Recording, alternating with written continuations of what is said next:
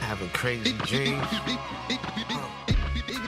That moonshine to do to you. Yo, what's up, everybody? Welcome to Book of Rhymes, the show where we talk to artists about some of their classic, legendary, and our favorite works. My name is Don Will. I'm your host, and today we got not one but two epic, legendary gentlemen. Make some noise for OC and PF Cuttin, ladies and gentlemen. We got them in the building. Hey, what's going on? What up? What's up? Thank you guys for coming out and joining us. You know what I'm saying? I got a couple questions I want to ask you, and then we're going to get into that opium. You know what I'm saying? Before I get started, though, quick question. OC, I know your name is your initials, like your actual initials. Yeah. PF, is your name your initials? No. Ah, man. PF stands for Phil Fresh, Okay, word. which is my original DJ name as a kid. Feel fresh. When the word fresh was cool. Yeah, fresh is still cool. Like Doug E. Fresh. Yeah. Right. So, back then, it was Phil Fresh. Makes sense. Word, yeah. I was up in Highland Park spinning 84, Word. 85, teenager. I really like the initial thing going on. OCPF, that shit's kind of fly, you know what I'm saying? No question. But let's jump into it. I got a couple questions for OC real quick. So OC, you're a member of D.I.T.C. Who? Talk about linking up with the crew, man. Like, you were one of the last people to link up with him, right? Yeah, me and Big Al. Okay, so how did that come about? You really want it? I'm gonna give you the short version. We'll take the abridged version. You know what I'm saying? Basically, I met Lord Finesse on the Source tour, the very first Source tour in 1991. Okay. The tour was Bismarcky, Lord Finesse, Organized Confusion, Roxanne Shante, Almighty RSO, a few other people. Oh, MC Search, of course. That's part of my history too. Anyway, fast forward, I stayed in contact with Finesse after the tour. You know what I'm saying? And honestly, man, we don't have a meeting point where we started really like linking up. You know what I'm saying? Yeah. I know he brought Buck Wow, which is another member of D.I.T.C. on some of the dates. And I don't remember when we got cold and we just started working. It was just sort of that thing where like it was just a convergence where it just was naturally just a started convergence. happening. Yeah. So speaking of rhyming, like when did you start? Like how did you get your entrance into it? I would say 87. Okay. You know, of course the turntables was my thing in the beginning for anybody really. Oh, word. Yeah. So that's where you and PF connect a little bit. In a sense. Yeah. That's where my ear connects when it comes to music, you know, picking music and stuff like that. But my thing was the turntables in the beginning, and then I just gradually went over to the writing side of it, the MC, the rap, going to the park jams, and I don't know, I just caught that bug. I probably caught the bug after Eric B. was president. Okay. And that's when you started. Like, when did you like in terms of like recording a demo? You know what I'm saying? Wow. What was 87 87 demos, 87 till 91. Where like is it some of that demo stuff? Did any of it make it onto like the? Yeah, it's out. Word. Yeah, you can Google it. That's crazy, man. You know what I'm saying? Like, all right, so you were saying Search is a big part of your history. Search was a big part of me and Nas's history. Yeah. We were the first two signed to his production company, Searchlight Music. Oh shit, word. And that's where our history begins in the music business. Yeah, so in terms of like the album Word Life, that was Search and that was through Search. Yeah, that was later on, 94. So 91 came off the Source tour. Search found out I wasn't signed to Prince in March. He took an interest. He already started courting Nas. Tried to get deals for me and Nas from 91 to 93, and everybody said we sound like knockoffs of G-Rap and Kane. What? And Rakim, yeah. Crazy. Word. That's wild as fuck. But Nas caught the ear of Faith Newman. Okay. She was at Columbia, you know what I'm saying? And he hopped on this soundtrack called Zebrahead, which I remember spawned Zebrahead. Halftime. Yep. And it was on from there for him. For me, it was like, all right, I'm gonna get a slot. They was like, Yeah. nah, we not feeling you. You know what I'm saying? We feeling dude, and it took me longer. You know what I'm saying? So '94, Search got an offer to be president up at Wild Pitch, but with the notion of EMI coming on board now. Just some back history. Lord Finesse was probably one of the first guys to sign the Wild Pitch, probably for like $500. Damn. You know what I'm saying? So when I got there, EMI, that whole machine, I got the biggest deal there out of anybody. Out of Main Source, out of Ultramagnetic, out of whoever signed there, I got the biggest deal. So my deal was like damn near 200,000, something like that. And that was because of Search. A word. Being president, yeah. That's tight, man. Yeah. Search did good. Yeah. He did good by you. Yeah, he told me 20 years ago, like, yo, 20 years from now, they're going to be talking and having this conversation. Yo. Which is weird. Yeah. It's weird that he told you that shit and it came true like that. Yeah, You know what I'm saying? Yeah. But, like, so about Organized Confusion, like, y'all were coming up together. I was the understudy Okay. of Pharaoh and Prince. So I was a fly on the wall for like 5 years. So that was like your proving grounds in terms of writing records and like learning how to record songs and all that shit? Everything. I was the stepping stone, the what do you call it, the soccer ball, everything. Nah, that shit's whack. Nah, you sound like us. Damn. Nah, Yeah. you know, and I'm young at the time, so it would be arguments or I would storm out the studio or the room. How old were you at the time? I would say 18, Okay. 17. Yeah. So, you know, they was I mean, I'm appreciative of it now, but they was being straight up with me like, yo, you're not supposed to sound like us. Like, and they was into this whole metaphysical shit. Like, Yeah. wake up to the mathematics of an erratic rap, rejuvenate. Like, you know, they was ahead of their time. You know what I'm saying? Absolutely. And Far ahead. I was doing that, and they was like, nah, you don't sound right doing it, and, you know, find your own pocket. So, in the timeline of events, did Word Life come after their album? Yeah. Yeah. The second album. Yep. My debut came in October '94 after Stress, The Extinction Agenda. Yeah, okay. Which is their second album. Because I'm from Ohio, and I Yeah. remember getting Organized Confusion and then getting your album and thinking that y'all were like crew. You know what I'm saying? We were crew. Yeah. But I was a solo. Right. And I thought I was the third member. You know, I wasn't on paper, and it made sense because I did the first. Well, they had a video on their debut album, but then we had a song called Fudge Pudge, which was my debut, and that kind of put them on the. It didn't put them on the map, but it was a bigger song. That's the one that like people like me who's not like I'm in a whole different city, and that's that's the first record I know. That's what people gravitated towards, and I was home for that whole run. Like, they left me off the tour, all that, and I had a video with them. Damn. Yeah. But so is that where you kind of crafted the Word Life, like in terms of like writing rhymes and prepping that album and shit? That's where I crafted and learned about what we consider real shit. Like, yo, to be real, I'm not signed to their label. To be real, I'm not a third member of Organized Confusion. To be real, I can go get my own deal, and I'm not signed to them. So it just taught me to be a solo artist.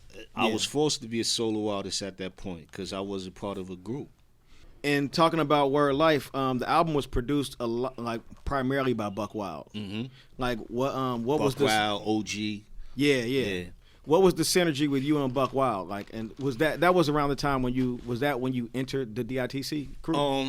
Yeah, I was probably in already, but the synergy started with me leading up to signing the deal. Probably months prior, maybe 6 months into it, not knowing I was gonna sign to Wild Pitch, but Pharaoh had a record from this kid Prestige, who he did a record on my album too called Point of Views, but he gave him a record which I know as Time's Up, Okay. which was Pharaoh's record. Oh shit, really? Yeah, and I stole the tape. Yeah, cause you know everybody was jocking Pharaoh, so they was giving him everything. Yeah. And I just, for some reason, I heard that joint, and he was like, yeah, it's, you know, and he put it to the side, and I was like, damn, like, you know, I got sticky fingers with it. And I was like, yo, what's up with that joint? He didn't even realize he had so much stuff being handed to him that he didn't realize I took the CD. And he was like, nah, I didn't listen to it yet. And I'm like, all right, cool. You know what I mean? And then finally the deal came about, and I was like, yo, Buck, I found this record. And you need to, matter of fact, I can't lie, I took this shit from March. Yo, you gotta find this sample. He was like, I already know what the sample is. What, Les McCann or something? Mm-hmm. And it was a rap. And I was like, yo, I'm using it. Yeah, you ain't using it. It's whatever. Was he tight about it? Or he was like, whatever. Nah. You know, I mean, if you know March, you see his demeanor. He's like, a chill dude. He bit his lip and was like, whatever, man. Damn, that's crazy. Yeah. That's crazy. But even crazier, the album has no features, right? Nope. Yeah, no features. No features. Well, nobody wanted to fuck with me. Like, man, that's when you say that, that's wild as fuck. You know what I'm saying? Think about this. Nas had an all-star production. I tried to go for them same producers at that time, Large, Preem, and it, you know. Now that I think about it now, dude was the golden child. Yeah. Like, so it makes sense why that came together for him, because Large was a young genius. So he put those pieces together. You know what I'm saying? These are the cats he knew. Pete, Q-Tip, right, Preem, you know, even though Preem is from our camp too, you know what I'm saying? And I mean, even to go back further, like Showbiz taught Preem how to use the machines. And shit. Chop and sample. So yeah, that's another story. But you know, it was just a different, it wasn't that same kind of energy from me. So I had to seek other means of getting people to deal with me, and what was better, I had it in my crew. Yeah, there's this kind of like really intimate, personal feel to the record. It was personal. Yeah. Time's Up was personal. That was directed towards anybody really who didn't want to fuck with me either. Like on the production side, like you know, I mean, it's no secret now. Nas left me hanging in the studio. For that album. Like, I mean, but like I said, thinking back 20-something years now, like, dude had the city on his shoulders. He was a kid. Yeah, we were all kids. Right, and you couldn't get on Twitter and see where he was. You know what I'm saying? You couldn't check his geo tags and shit. Yeah, but I mean, think about it. Search we're both signed to the same production company. Yeah. Me and Search is waiting for him in the studio, me, him, and Buck. And we got a check for him. But I wasn't the only one he did that to. He did it to Big, he did it to Puff, he did it to Hove. You know, and it makes sense now. Dude probably didn't know how to handle. Yeah, I was gonna say probably as a kid, a lot coming at him, like a lot on his shoulders and shit. You know what I'm saying? Yeah, so I had to show out on my own, and I ain't want no features. Nah, you did an amazing job. That album's one of my favorite albums of all time, hands down, front to back, classic. Being a part of the Digging in the Crates crew, you worked with Big L. Yeah. What was that shit like, man? As far as what? Like, just in terms of like what type of dude was L? You know what I'm saying? Like, he was younger than us, so okay. I mean, contrary to what people believe, man, like everybody loves L, right? Yeah.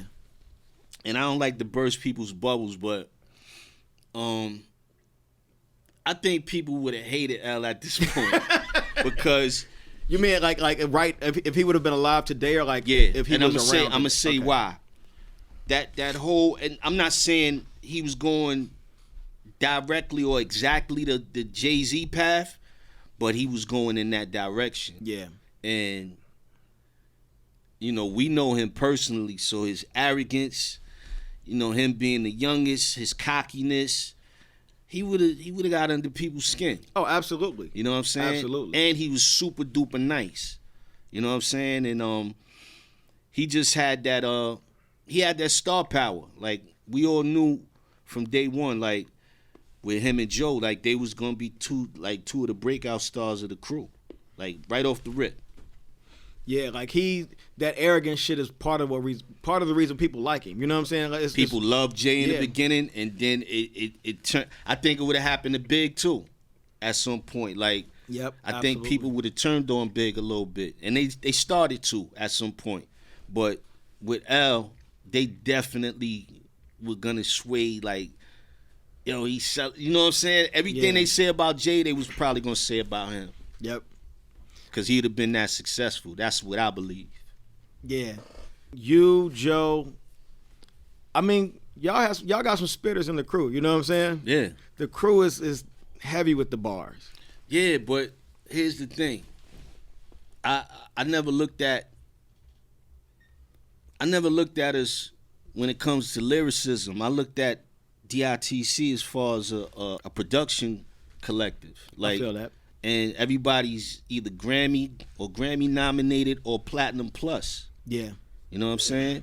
From Diamond to Buck to OG to like that's what I mean. You go in our studio, that's what you see the hardware on the wall. There's plaques for days. Yeah, you know what I'm saying? And then came the spitters. Okay, yeah. Because it was already a production team there. You know, it started with Diamond and Show, which they spawns of Jazzy J. You know what I'm saying? And it's the best of both worlds, put it like that. You know what I'm saying? But I always look at it as a production collective first. That's just me. With that point of view, have you ever do you make beats at all? Hell no. I think I was never interested. Yeah. And I think it would have been a little disrespectful had I did it now. Like I wouldn't have did it with the love. I'd have probably did it with some other ulterior motive. Right. You know what I'm saying? So I leave the chalice making to the chalice makers, and I do what I do. Hey, that's a hell of a way to put it. Yeah. And so you went on to do albums with Hyro and Mellow Music Group in terms of like moving throughout labels. How did you link up with Hyro, first of all? I did an album in 04 with this brother named Mike Lowe. We just recorded some music together. And I was at a crossroad, like I was ready to stop. And me and this cat Mike Lowe made an album, and for some reason Hyro just came looking. You know what I'm saying? And we was always cool. And when they came looking, we had an album done already. And they was like, so what you want to do? And I was just like, let's do whatever. You know what I'm saying? They took me on the road. I never forget that because that was during Katrina. We missed Katrina that morning.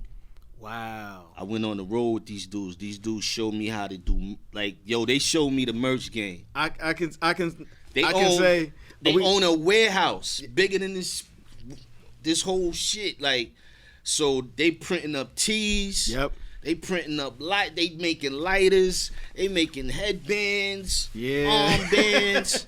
Shout out to Tajay. Like same shit. Like we went on the road with them. Yeah. And literally like I watched a person walk up to the merch booth and buy the shirt they were wearing and take their shirt off and put the new one on. Like that shit was wild, G. Yeah. And when they ran out of stuff, they got the printing joint in their warehouse. Yep. You know what I'm saying? So they had the warehouse.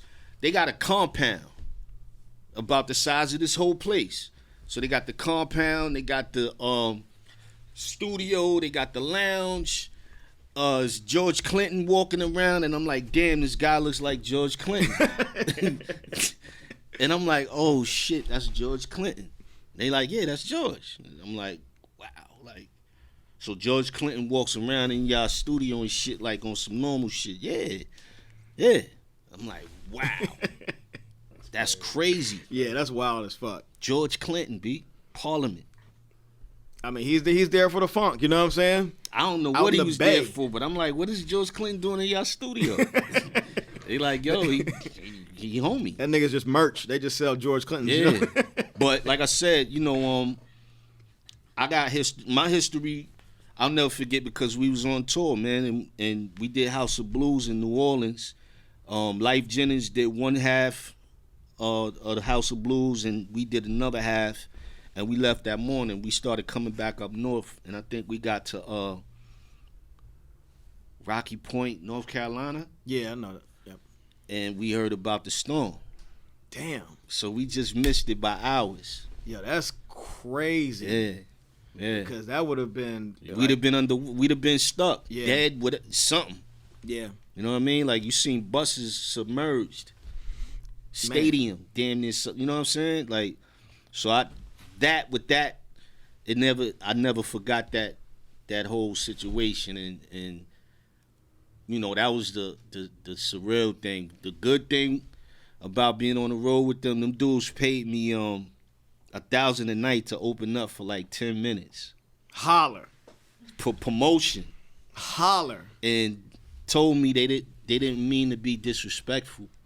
And I was like, yo, I'm doing 30 dates with y'all. I'm getting 30 grand for 10 minutes. Yeah. It's great. It's no disrespect, B. Like, you bugging. Like, Dom, all of they was like, yo, nah, you know, if it's last minute.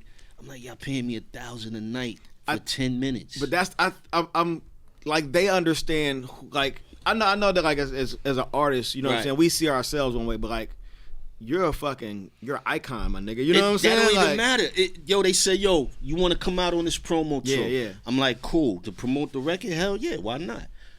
Yo, you know, they danced a little bit, had their little meeting, and then after they powwowed, they was like, oh, we want to talk to you. And I'm like, cool. Like, they like, we know you don't do shit for free, but I'm like, yo, it's a promo tour. Like, they like, nah, but you know, we can give you $1,000 a night. And you got free room and board on the tour bus. We get you day rooms, you know, for you to clean up, you know, because we doing nonstop. Yeah, they roll Warriors. And I'm like, shit, yeah. So where's the problem? And, like, y'all giving me 30. I'm gonna make 30 grand for promotion, for promoting this album. My nigga, I'm good. And they like, all right, cool. Yeah, man. And we. Ever since. Them brothers is amazing. Shout out to the whole High Road organization. Yeah, they taught me a lot, man. They made me feel stupid too. Like just that whole merch and just the whole business model. Like they the business model. Yeah, I definitely learned a lot from like just studying them. Yeah, like they do shit different. You know what I'm saying? Exactly. And a lot of niggas could benefit from just studying. Like they could teach a master class on how to like move as an independent artist. Yeah, move they're as an artist in self-contained. general. Yeah. But so moving on, now you got a record with PF Cuttin. Who, this dude? This dude. I want to get into some of his history. You know what I'm saying? Yeah. So PF. Yo. All right. So you started out with MC Watch Out, right? I started out as for me being on a record. Yeah. Yeah. Definitely. And then in your crew was MC Out Loud. Let's get back to the Watch Out. The Watch Out record was I just had a quick question about the names. You're right. What's the question? That sounds like an ill-ass group. Watch Out and Out Loud. You know what I'm saying? Oh shit. But yeah, like let's go back, man. Let's talk about Watch Out. Like talk about your first time on record. Yeah, Watch Out was a blind artist. He was signed to an affiliated label from Tommy Boy called Body Rock. Okay. And I played drums. A blind artist. You're blind. MC Watch Out. Yeah. He had a single called Blind Man's Bluff, and on the B-side was a song called Hey Yo Phil, Drop the Bass. I'm Phil, and I played drums on this record. Yeah, Just straight drums, and he rhymed over it. That was like my first real production. And they spelled my name wrong. It was PF Cuttin on the record, but it's all good. You know what I'm saying? After that, I did I did drums for MC Shan's record. Like live drums or drum programming? No, programming. Okay. Now. Time to Defend Ourselves. That record. I did drums on that. By then, I had sold my drum set, bought S950, and I bought a Triple D1 Korg drum machine. That's how I started making beats. Word. So those two machines were what your first interest into beat making? Correct. And how far did they take you? Like, was that like the shit that got you hooked up with Blase in terms of like starting that crew? How did that group form? Well, me and Blase, we childhood friends. Wiffle ball, basketball, Two Hand Touch, On the Block. We was childhood friends, you know. So growing up, we was rap maniacs. We loved rap music, hip hop. I would stay up late and record the shows on the radio, and you know that's when Public Enemy was out and Ice Cube and all that. So they was big influences in our music, and we decided to make demos. And we used to go to Staten Island, a studio in Staten Island called Laughing Dogs. Okay. And that's where we recorded our demos, and we didn't have a name. It wasn't Blase back then. It was just DJ Phil Fresh and Out Loud. You know what I'm saying? How did y'all get the name Blase? That came later when we caught the deal with Mercury. You know, they wanted the group to have a name. Okay. So Blase, what does Blase mean? Anything. Yeah. So that's how we went with that. That's a fly ass name though. No you know question. what I'm saying? In terms of just like a flash name, like some shit like, well, we gotta have a name. No question. The group is Blase. Blase is two Blases. That's why it's two Blases. Blase. Like I thought that his name was Blase for a long time. Right. You know what I'm saying? And you know, it's fine because everybody, you know, still to this day think his name is Blase, but it's all good. And his name, that's his name now. As the group is Blase is him. You know, it's just him. So that's what it is. So what was, like, when you were putting that album together, like, what did you put the album together on the heels of the single? Like, how did you put the album together? The album was put together, we had created a demo, and within the demo, we had a song called Danger, and it was over a different beat. I didn't like the beat. You know what I'm saying? I went back to the studio. I did the original version. I didn't like it. I went back in the studio, did the remix version, which became the final version with the Gwen McCrae sample. Domingo, producer Domingo, shopped the demo to Mercury. Kenyatta Bell was the A&R. They was open, and they gave us a single deal. And the single deal buzzed on college radio for, like, real talk, 9 months. Yo. And then it hit mainstream radio, and then we caught an album deal. Okay, so the single was alive and kicking before the album was even. For 9 months. Cause I remember I was in school in North Carolina. I remember y'all motherfuckers. The campus was playing that shit every hour on the hour. Yeah, like cars, like everybody was bumping that shit. A lot of colleges adopted the record and made it their college theme. St. John's did it. Few colleges did it. I was down at A&T and like. East Coast school. It's on the East Coast. Like, you know, North Carolina is like, we're the East Coast, we ain't the South. Right. So, you know what I'm saying? Right. Like, it was definitely an anthem for that. No question, man. And yeah, that was a good part of my life, for real. And then you guys put out something this year too, or recently. Well, you jumped a lot of time. I there, did jump buddy. a lot of like, time. I did jump a lot of time. You saw Infinity Wars or something, Yeah, I was gonna go back. It's all right. Listen, I do shit not in a linear fashion. No problem, my brother. What's out right now, I believe it's called ENY is Everything, or East New York is Everything. Yeah. Possible, or something like that. I actually mastered that album and mixed majority of the music. I didn't produce. And that's really like Blase's coming out record in the sense of I'm Blase now. Me, just me. So there is no Blase. I get it. It's just Blase now. And I was gonna say, a lot of time passed between those projects, and like in the meantime, I know you've been doing shit with Sean. Well, God rest the dead, Sean Price. No question. You DJ for Sean Price for a while. Y'all had a radio show, and it's now yours, right? East New York Radio. No question. Yeah, he started with me, East New York Radio. You know, East New York Radio was a mixtape series I had started back in '06, I believe. I did 20 mixtapes of it, and then we turned it into a podcast, radio, internet, blah blah blah. It was me, Sean, and Mills Murder. Okay. And as a host, like I know you have a personal relationship with Sean, but as a host, like, was he as rambunctious and like outspoken and fucking crazy? He was worse. Because let me tell you why. If I like a P-Watt record and I'm playing it, or if I like a whatever record, if he don't like it, he howls over the record while I'm spinning it. So you hear me going ill on the record, and you hear in the background, oh, and he wouldn't stop. And he was like, fuck that shit, nigga. Cut that shit off. Play the next record. That's straight up. And so I would look at him like, damn, P, you just fucking bombed my man's record. But fuck it, that was P, man. And that's what it was. And that's what made this shit fly. Real talk. I've seen him do that on stage to his own record. Like, I'm not performing that record. Cut that shit off. Yeah. You were like, what the fuck is happening? Yeah. But that's P. You know what I'm saying? No question, man. I miss that brother. Yeah, man. Like his spirit lives on, but his spirit definitely was like, when he was here, man, it was some larger than life shit popping off. You know what I'm saying? No question, man. No question. And you still do the show at East New York Radio, but you do it now at 89 Tech 9. 89 Tech 9. Yeah, shout out to my people's Decon Strange. Actually, what happened was, they needed somebody to bring them that sound of that current hip hop, and the show was there already. It's called Uptown Anthem Radio with Decon Strange. So they gave me the opportunity to go up there and do my thing, and we hit it off. And so now they let me broadcast my show through their show. So it's Uptown Anthem Radio, but you hear East New York Radio all through the show. You know what I'm saying? It's the same format as I did on the internet, except that it's on the radio. Dude. And it's college radio, you know what I'm saying? So it's here now, it could be gone tomorrow. Yeah. I don't go to Columbia University. That's the real talk. So, but I'm just fortunate that man Decon Strange, shout out to him, showing me love, and I appreciate him, man. And you've done a lot of production too. No question. Like talk about some of your like the path, like some of the stuff you've produced. Produced some joints for Master Killer or the Wu-Tang. Shout out to Jamal Arif, that's my dude. Produced, of course, Afu Ra from, world famous Perverted Monks, and he was part of, Gangstar Foundation, J.V. the Damager. I did a joint up for him recently on his new album. Produced a lot of people, man. I forget names sometimes, but you know what I'm saying? Of course, I did a lot of joints for Sean P. You know what I'm saying? I did the songs in the Key of Price. I did that whole album, the one that's on iTunes.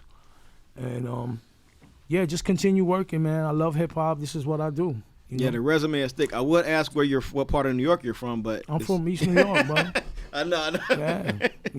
Bang. All day, East New York Radio. Yeah, all day, man. But so now the resume includes Opium, the two of you together as a group, as a collective. I got lucky with that one, brother. So when Sean died, I was done. There was no more for me. No, tell a story. So I was done. You hung your hat up. You were finished. I was like, fuck this rap shit. My man just died. Like in did terms an of album with my man, and he dies the week after. Yeah. All right? We supposed to go on tour, get this bread for our family. You know what I'm saying? We about to, this album is banging. Ain't nobody fucking with us. And he dies. I didn't want to do this shit no more. This man right here, you know what I'm saying? Nah, PF, you got it. Let me hear what you got. And I played him Beneath the Planet Apes, which is part 2 of the Planet Apes from Songs in the Key of Price. And that's how it started. That's how the ball started. So that was the first joint that you like started writing to. Yeah. Right? Oh. Yeah. I think, yeah. Yeah, that was it. And that just started. 1 became 2, 2 became 4. 4 became, 6 songs, and by the time I looked, we had 9 songs, and I was like, I think we could do something. Then it took me like 2 years to get a situation that's something, you know what I'm saying? Because niggas ain't giving out deals no more, straight up. Absolutely. So I didn't want to just go to TuneCore and put it up and have no merch and no vinyl, no CDs, no tapes. So I was looking for situations. Finally, something popped off, and that's what happened, man. So in terms of making the album though, like how much arm twisting was it on OC's part? Like what after he arm twisting with OC? When I say arm twisting, I don't mean like in terms of like in your mindset, you're like I don't really want to fuck with this shit right now. Like water. That shit was like water. Like okay, this is the easiest man to work with. One of the most talented writers, rappers I ever dealt with in my life. Like he'll take a fucking bullshit ass beat. I'm very picky with my music, man. Half the shit I want to throw away, but he'll take the shit and make it sound incredible. Oh, so wait, are you one of those dudes that'll make a beat and like and trash that shit? I've done that. Yo, I'm not gonna lie. Niggas like you, man. Or he played me stuff and he was like, and I'm like, nah, just send it over. Like he let me hear it over the phone or send me a snip. Yo, just send this shit over, man. I have it tomorrow. So in terms of your writing process, you're pretty much like, do you constantly write? Do you write I write every night. Okay, word. That's ill. I write every night. Yo, it ain't even my job no more. It's just something I love. You know what I'm saying? Like, and I used to get writer's block. I don't know what that shit is no more. Like, right, because it's just an extension of like your thought pattern. Yeah, I do this shit at will. Word. I do it at will. I don't know too many rappers that can say that. Yeah, it's rare. You know what I'm saying? Like very rare. People that just write for the pure pleasure and sake of writing and the therapy of writing, you know what I'm saying? It's not one of those things. That's what it is. It's therapy. It's therapeutic. Like for me to just sit down for a person, an average person in the music business to sit down, they sitting down for a check, or they sitting down because they have to finish a product. I do this every night, even when I'm not working on music. I just write down verses or lines or words, or I can be watching TV, whatever, and something come to me, and I'll just jot it and, you know, go back to it, and, you know what I'm saying, or just feed off something else, or, you know, the Planet Ape joint. I was like, yo, since it was a movie back in the days, Planet of the Apes, Beneath the, I said, yo, we might as well ride off of that shit. P did the, Sean did the Planet Apes joint. Let me do Beneath the Planet. It's like when I came and tried to look for him. You know what I'm saying? So if you look on the cover, I think it's me actually crash landed, but I'm not in the ship. Yo, man, shout out to vinyl being such a vivid format, because I've looked at this cover on Spotify and on the internet, but like seeing it this big in front of me, like that small detail right there is something I didn't pick up. You know what I'm saying? So you explaining that to me, and also like listening to the song itself, Beneath the Planet of the Apes. I was gonna ask you about like how you came up with that concept and like just conceptualizing the record in general. You know, I mean, Sean came up with it, and I did it like the movie. Yeah, I did it like the movie in the 70s. I did the part 2. You know what I'm saying? And that's how it came about. And like I said, looking at the ship, I'm not in the ship. That's just my interpretation. Right. You know, I'm not in the ship, but I'm there looking for him. Right. On the single cover of that song, you could really see me and O like in the cover hiding behind a rock. Like, I gotta track down the single cover. The single cover, because we had put out the single way before the album came out. Yeah, like a year. A year before I had put it out. So the art was kind of similar, but it was a different artist that did the cover. So okay, but it's still the same similar thing. You know what I'm saying? So in terms of production, from the production aspect, how many? I know you probably make beats all the fucking time, every day. I don't. Oh, word? No, I don't. Okay. So in terms I'm of a real moody dude. Like, you know what I'm saying? Like sometimes I don't want to even look at these fucking records I got in my crib. I got mad records. They're everywhere. Like, you know what I'm saying? But sometimes I just wake up, something, just go in my room and start doing something, start creating, you know what I'm saying? Yeah. But for me to sit here, I do it every day, I'll be lying, So what was the process behind these songs, 9 songs? Once O put that battery in my back, it was a wrap. You know what I'm saying? I just started making music, finding sounds that I liked it to, to manipulate and create a song to. And like I said, one thing led to another. By the time I looked, we had 9 songs, and that was it. Yeah, I mean the songs definitely have like this. They feel like the cover, like they have a feel to them. Mm-hmm. I know part of that's because it's coming from you and you. So it concept is missing out of hip hop. Absolutely, there's no concepts no more. So why the title Opium? This is dope. In a word, word dope. That's what's up. I mean, like, you know what I'm saying? Like, I didn't overthink it too much, and I didn't want to come in with too many. I came in with like this grand theory about Master Ace when we sat down with him, and like he blew my conception out the water in terms of like how he works. So I've deaded coming in with like this sort of like theorizing about what the concepts and what the meaning behind things are. So something as simple as it being dope, that's concept enough. You know what I'm saying? Because you have within that. You have like so much space to play as a writer and as a producer. No question.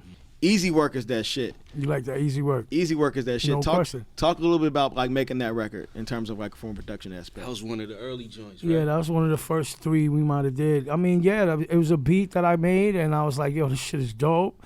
And O came up with the title. You know what I'm saying? So it was literally easy. And then I just found the Rakim. Easy does it, do it easy. That's what I'm doing. Easy does it, and just fuck scratching it, fuck teasing it, loop the bitch. Yeah. Like an old 90s hip hop record. Yeah. When they used to just loop the chorus, I did that on purpose. I wanted it to be that way, you know what I'm saying? Then the beat changes underneath it and it's still going. Yo, it's got that feeling. The thing is, no matter how much things change, if you just stay on your path and steady, like shit comes back around. No so question. like the quality and style of music on this record never left. You know what I'm saying? It just at a certain point people started sidestepping to go to like some other shit, but like this shit will never go away. You know what I'm saying? Yo, I told P from jump, this is we can never beat them, but this is Preem and Guru. Like this formula is damn near all but defunct. Yeah. You know what I'm saying? It I don't care where you go, it works. I don't care what part of the planet you go to, it works, man. This formula works, and Preem and Guru probably started a lot of stepchilds behind that formula they had. And you know, this is how I feel. You know what I'm saying? This is not talking for both of us, but he's a DJ. I think DJs are the best producers. I agree with that. For the most part. Like, they have the ear. Because there's definitely like this DJ sensibility to the way that the music's put together. Like we can perform this album. Yep. We can perform it. He can do the scratch. Like, that doesn't happen anymore. You know what I'm saying? And I usually travel with Boogie Blind when I do shows and I tour whatever. And he's an incredible DJ, yeah. Right, but I hardly talk to a crowd. You know what I'm saying? Like, I'm doing like 30 to 40 records within an hour. And the very first time I did it by myself with Blind, because he just does it, he usually tours with Digging. He was like, yo, you gonna have to take a break. You know what I'm saying? This is before we got on stage together for the first time. And I was like, nah. You know what I'm saying? Like, I mean, I'm not doing 3 verses per record. You know what I mean? I'm doing a verse. I'm jumping from different joints, from different albums. And he saw what I did and was like, oh, shit, I never seen that. Like, you held it down. Yeah, the king of that shit is probably DMX. Okay. On the stage by himself. Yeah. But he's doing 3 verses, though. Like, he's doing his whole songs, and I can't do that. I mean, I could. It would take practice. But for me, jumping from a verse from his album, I can do that all day. And I got a lot of material. I got 20 albums. Yeah. Literally. Damn. 20 banging albums. He forgot the word banging. Yeah, absolutely. 20 banging 20 albums. From OC solo stuff to Digging stuff. Like, to other projects. Like, I got 20 albums in the bank. That's like 3 days worth of music. Non-stop. 40, just 72 hours. Yeah, but, like I said, this album for me was like a ode to Preem and Guru. And, P, like I said, I seen P rock with Sean, and they do the DJ MC shit, and not many people can do that shit. Yeah, that's definitely a level of showmanship that's kind of like going extinct. You know what I'm saying? It's kind of like going the way of, I don't know, like it just doesn't really exist in the same way that it does. So right. I can't wait to see a show with you guys. You know what I'm saying? Like performing this record. No question. How long did it take to actually complete the record? Like how long were you guys working on it? Not that long. Like what? Like 3 months. Yeah, if that. Yeah. Like, I think I came over to paid P for some outside work. Started working. Shit, we was done, and then homie died. I think on the last record. Yep. And I was just like, that's why the record probably sat for maybe 2 years. Because it was done. It was done after he passed away. Damn. Mm-hmm. And that's why it's only 9 records. And he was like, yo, we're going to stop right there. I was like, you the boss, B. Like, you know what I'm saying? You the conductor. Like, that's how it should be. You know what I mean? That's another thing that I believe is all but extinct. Like, letting the producers produce and us taking direction from the producer. You know what I'm saying? So in terms of like taking cues from him, was he giving you like any sort of because like okay, the joint like Moonshine is a very bluesy kind of record. You know what I'm saying? Mm-hmm. Like he didn't think I was gonna rock over that. He ain't like that. So that's one. He's a moody producer. Was that one you like? Man, I don't want this shit on the album. Not at all. Not at all. I liked the beat. I just didn't know how a rapper would attack it. And that's you know the what I'm thing. saying? Like if you go to my gram, that beat was on my gram way before this album came out. Just to beat me driving at like 3 a.m. in East New York on the gram, and I just blasted the instrumental. I loved it, that beat. I just like, damn, who can attack this? Like, and he destroyed it. Yeah, it's one of the standout cuts for that simple fact is that like when you hear it come on, you're like, how's he gonna approach this? And you just come in and do your thing on it. You know what I'm saying? But it's such a different sounding record, and it's such a different pocket to be in. You know what I'm saying? Mm-hmm. I mean, I think I was up watching some grainy shit on the internet one night, like some old juke joint. shit on the internet. It was old. They was drinking moonshine. It was black and white, super black and white, where they look greasy. You know what I'm saying? Yeah. You know, somewhere down south, Memphis, Mississippi, somewhere. Anyway, and I just caught an idea. This is after I got the beat. You know, I had an idea for it when he played it for me, but then when I sat down and I got to thinking, and I got little secrets. I got little Tao secrets, like Pharaoh being one of them. You know what I mean? Yeah. That's one of my secrets right there. Like I run shit by him. You know, that's still like my teacher. Concepts or like verses, like concepts, verses. Okay. He be like yay or nay. Yeah, that nigga's a mastermind. Yo. Yeah, he be like, nah, or you bugging, or why you even asking me? Like, you got it. You know what I mean? Exactly. But man, I'm a student in my mind for life, so I'm like, yo, what do you think? And he like, yo, like that's it. And so he heard that and was like, that's it. Like, don't do nothing else to it. Yeah, it's honestly, it's one of those things. Like when I heard it, I was like, where is this going? But by the end, I ran it back a couple times. You know what I'm saying? Just because it's and it's the second song on the album. Like I'm a big fan of sequencing and how things are put together, and it's one of those records that like the first 2 or 3 records are like statement pieces. It's like, okay, because you know, like if you see shit on SoundCloud, if you put a 9-song thing up there, by the 4th track, no matter what you put up, half of the listenership kind of decreases. See, but that's some DJ shit. Sequence. Exactly. Like and you brought a sensibility to this project that just knocks it out the park, man. Straight up and down. I did sit with it and analyze what I was sequencing. To be honest, I wanted it to flow right. You know, it definitely is. It's like only 9 songs, so you got to be careful which song goes first and which one's in the middle and which one is last. It's a gut punch for sure. You know what I'm saying? No question. Thank you, bro. So I'm assuming it was all like kind of written and produced simultaneously. So like you were coming up with the beats and then feeding them to him. It wasn't like some shit sitting around. No, the only one I was sitting was that first one, the Beneath. Yeah. You know, everything else was created after. You know what I'm saying? Word.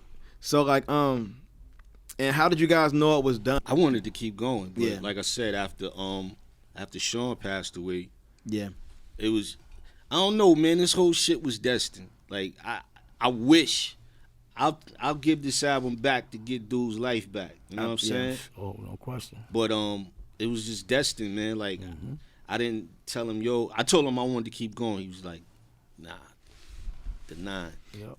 Yeah. And I ain't questioning. I was like, cool.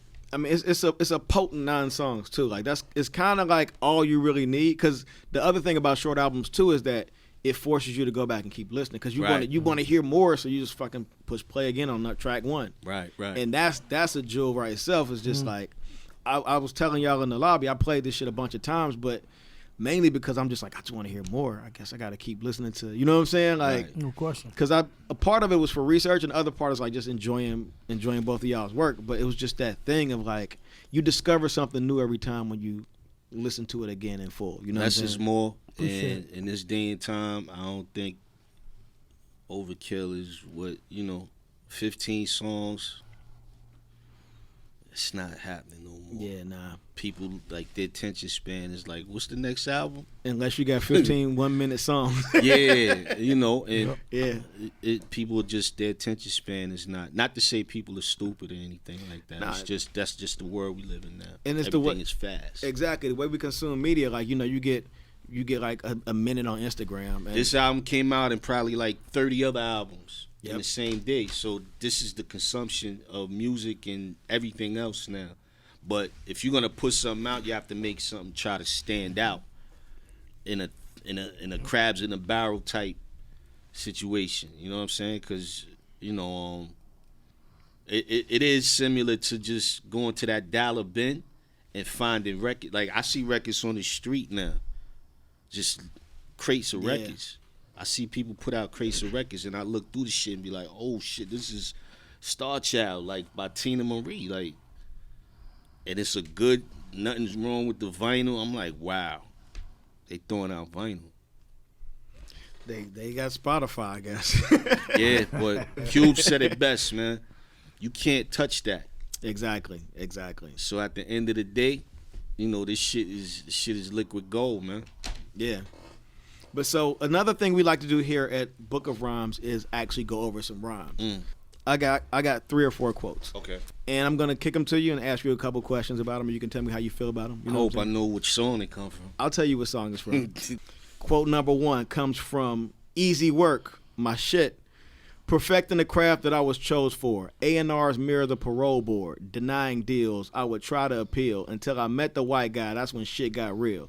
Then, skip a little bit. Fast forward some odd years. Omar's still here. With a career few can claim in the past few years. Done a gang of features and LPs and many shows. Overseas, quick to breeze to get those G's. So, I mean, you both have had like these long, illustrious careers. You've done a lot of shit. Is there still stuff like new mountains to climb? Are you still like thinking about shit to accomplish when you wake up? Or are you just like enjoying the path right now and not thinking like, that's next? You know what I'm saying? I mean, I always feel like I could do better, man, and go and be places I never been to. You know what I'm saying? Like performing, touring. I don't get tired of that. That's something I look forward to. Word. So you're looking forward to accomplishing new shit. You Of got course. places to see, passport stamps to get. Definitely. Do you have shit you want to do like new rhymes you haven't written? Listen, man, I've been around the planet, but I refuse to go out at this moment. Like for the past few, I'm not doing shows for Newports and Puma sweats. See, that's I feel something you. else though. Like, I feel you. Don't think So- I'm getting on the plane for a fucking me a bag of shows. Yeah, It ain't gonna happen. Like, Yeah. But I do want to continue. You know what I'm saying? Yeah, I mean, I was like that was a question that I had in general about stateside versus overseas shows. I know that like y'all tear it up overseas. You know what I'm saying? Like, do you prefer one to the other at this point? don't matter to me. Okay. But you just have to pay me what I'm worth. You know, I'm not asking for. Pay me what I'm worth. I ain't even gonna break it down to that Yeah, you don't have to. exponent. Like, just pay me what I'm worth, man. Like I said, I got 20-some albums. I got a catalog, and they still fucking with it. Yeah, Call it arrogance, call it cocky, whatever. I've been doing this shit 25 years. listen, man, I call that shit legacy and longevity. It ain't arrogance or cocky. It's Yeah. literally what it is. You know what I'm saying? Yeah, it turned out to be something I love, or something we love, and I'm still doing it. I'm still blessed to be doing it. Word. All right, next quote's from Moonshine, another one of my jams. Past memories suggest I've been here before, debatable facts. These frequent episodes got me documenting compositions that I swore I wrote down before. Shit for me is mind-bending. Hallucinations, vengeance of apparitions occur. Repetitive, got me popping a gang of sedatives. So this is a very, very visual record. I fucked up the syntax, I'm Nah, sorry. don't worry about It's a it. visual record. My question is, do you have like, is this like some, have you had nightmares and shit? Like, do you suffer from nightmares? Nah, I'm just playing off of like past dealings in the music business as opposed to now. So I said apparitions occur, competitive, popping a gang of sedatives is what we're into, or what's going on in this day and time. So if you look at the layer of the metaphors, Yeah. people are popping pills, sipping, drug addicts. Right. I don't come from that era. We come from the dealers, they come from the addicts. You know what I'm saying? and Like, yeah. and no two are better than the other. Exactly. A dealer is not you know what I'm saying? Yep. But what part of the game is that? You know what I'm saying? So it's like visions and apparitions occur from me thinking about the past of selling drugs or somebody selling drugs. Fast forward, niggas is popping pills now. Yeah. It's crazy. Yeah. So you went from this to this. Like, you know what I'm saying? So it's genocide. It's still genocide of being in the mix. Yeah. No solution. It's just what it is. Right. It's just different circumstances, but it's still the same problem. Yeah. You know what I'm saying? Yeah. All right. The next one is searching. Let me kick it off. Music is fulfilling. It gives me the fuel to vent when I'm confused or whenever feeling consumed. Always no coon doing shuffles for attention. Does my best to keep it honest, this I can promise. Homage ain't necessary. I'm just a man of the people. I look at everybody as my equal. Strength of Ezekiel.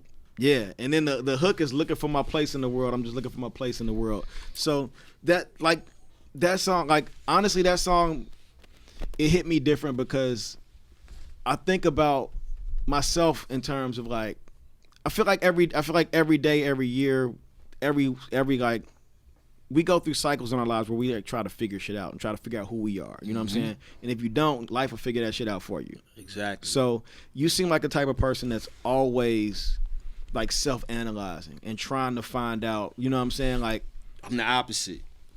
I'm that when I'm into my when I'm writing, yeah. but I'm everybody in here. Like, yo, this shit right here, you see this? I don't do that, man. That finger wagging shit. Yeah, man.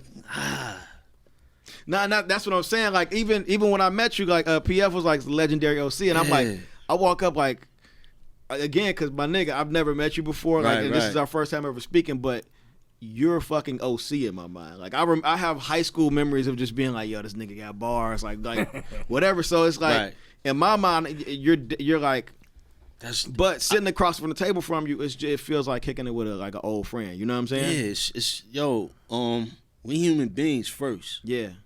Before music, before anything. You know what I mean? So.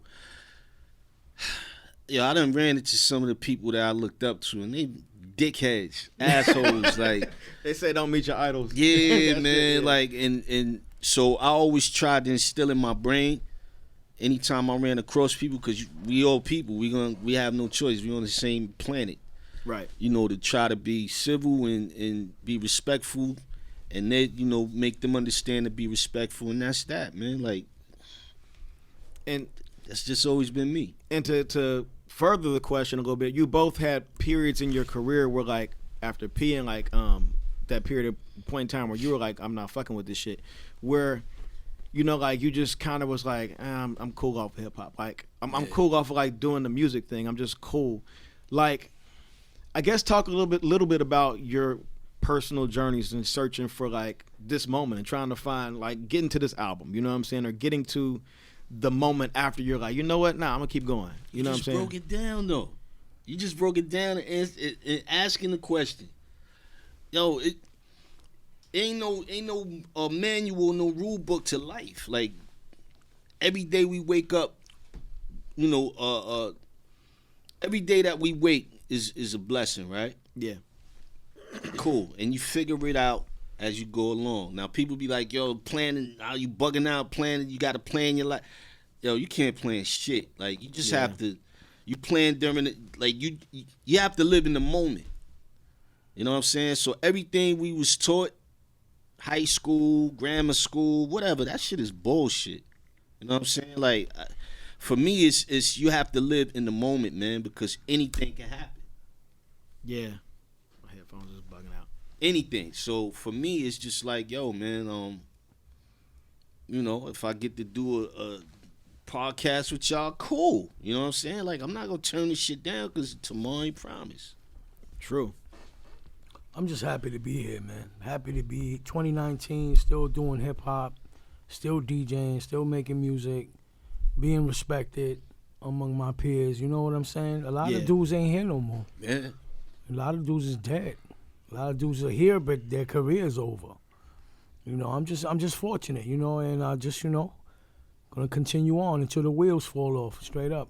Yeah, that perspective is all up and through the album, man, straight up and down. I got one more quote, one more, and we already talked about it early on, so you don't have to explain it, but there's no way I could let you be here without talking about the opening line, "The Time's Up." You know what I'm saying?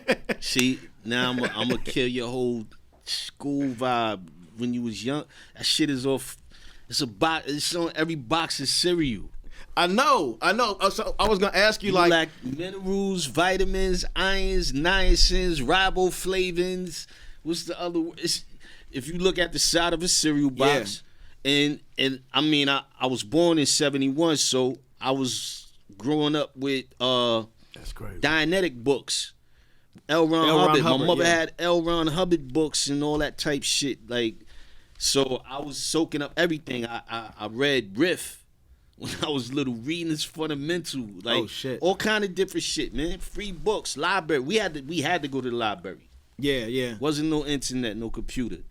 So Time was just. I was gonna ask. Sound good. I was gonna ask if you were reading if you were writing from the side of a cereal. I was probably when I smoked weed, I was probably high as fuck, and I was eating probably King Vitamin or something. Remember that, Pete? Yeah, I remember King Vitamin. That or some Quiz cereal or something like that, and you like the minerals, vitamins, irons, niacins, and that's how I started it. That shit's crazy. And then like in another one of my favorite lines in the song is, "I'd rather be broke than have a whole lot of respect. It's the principle of it. People get that twisted when I bust. I don't want to be broke. That's not what it means. No, I understand that too. I'm not definitely not saying that. Okay. Because you say it's the principle of it. Yeah, but before you say money connects. I forget. Bills gotta be paid, so money connects. But I'd rather be broke than have a whole lot of respect. It's the principle of it. I get a rush. But like just that in a sense, like it explains so much about who you are. You know what I'm saying? Right. And as like one of the first songs I've ever heard from you, it's a hell of a. You know how like artists have to write like a mission statement before they do like a visual arts product and shit. This is like straight up a mission statement. You know what I'm saying? And that's how I took it. Yo, think about this. I came out around the time of Throw Your Guns and all this other shit. Like, these was hard records. Like, I mean, they was hard. Take them up, bring them up, bring. Like, yeah. And I don't know how to scream. You know, I didn't have that kind of energy. And I just had to find my pocket. So when I did that record, you know, I was looking at the game. I knew some of the people that we all love and listen to, and I know some of them personally. I know people who know of them, second, third person, and that's not their lives. And it was just like y'all fronting, and that's how that record came about. Yeah, it has one of the hardest opening lines of all times, though. Straight up and down. Yeah, straight up. You and like down. the minerals, vitamin. Like I said, I was super high. I was super high. Man. And cereal goes so good with weed. You know what I'm saying? Yeah. But yo, we gotta get up out of here, man. Okay. Tell the people where they can find you and where they can find the project and all that. You can find me at OC D.I.T.C. And that's my link, man, to the planet at OC D.I.T.C. Cool. What about you, PF? Yeah, you can find me everywhere, man, at PF Cuttin, PF Cuttin on the gram, on Facebook, on Twitter. Thursday nights, I'm on the Mixler phone app, 8 to 10. East New York Radio continues, and also then Friday mornings, 1 a.m. on WKCR 89.9 FM, the Uptown Anthem Radio Show with Decon Strange. Man, that's Did a commercial, boy. And you can find us at Book of Rhymes Pod everywhere you look at for podcasts, Instagram, Twitter, Stitcher, all that shit. My name is Don Will, and you can find me on here. This is Book of Rhymes, y'all. Thank you so much for joining us. Thank you.